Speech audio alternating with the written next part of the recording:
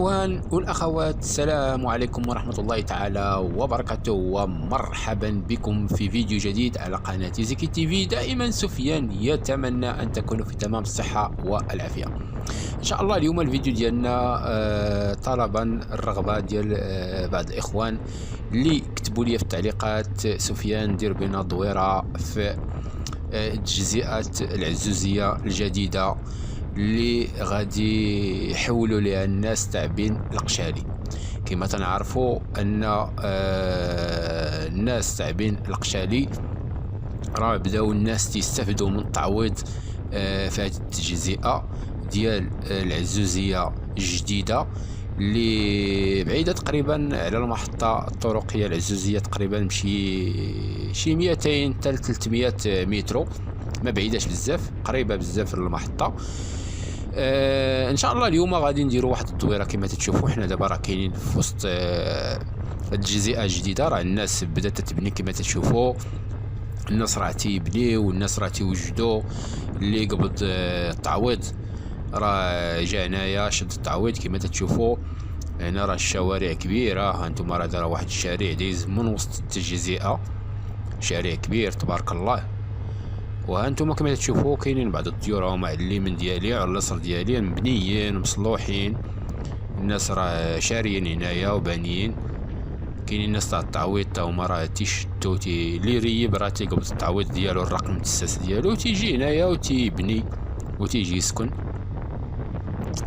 كما تشوفوا ها هما الناس على اليمين ديالي راه بداو تيبنيو. هاد الديور هنايا تا هما البني راه كبيره تبارك الله. راه انايا ما كفانيش الوقت باش ندير لكم فيديو طويل.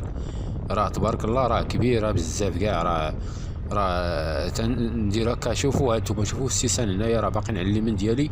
هانتوما راه كاع هادشي سيسان، كلهم سيسان. كما تشوفوا كاع هادشي سيسان. هنا راه شارع كبير. هذا الشارع دايز من الوسط ديال التجزئات العزوزيه الجديده. كما تشوفوا تبارك الله كبيره. راه انا بقيت غادي بالموطور تا تلفت، ما باقي عرفت ما نصور واش ندور على اليمين واش ندور على اليسار واش نمشي ديريكت. كما تشوفوا انتم، شوفوا راه الناس تيبنيو.